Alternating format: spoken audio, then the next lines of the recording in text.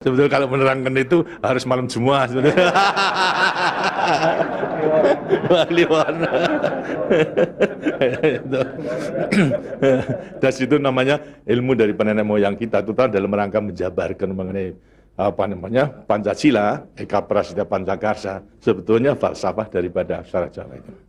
Kan daripada aksara Jawa ada 20 tuh, Hono Coroko, Doto Sawolo, Podo Joyonya, Mogo Bodongo, 20 itu. Itu betul-betul merupakan apa namanya gambaran daripada nenek moyang kita untuk menjelaskan kepada kita mengenai sangkan paran kita, sangkan paran yang dumati. Dari mana kita akan kemana daripada kita itu. Nah, kemudian akan bisa mengetahui dirinya sendiri selama hidup di dunia. Disebutkan Hono Coroko. Itu.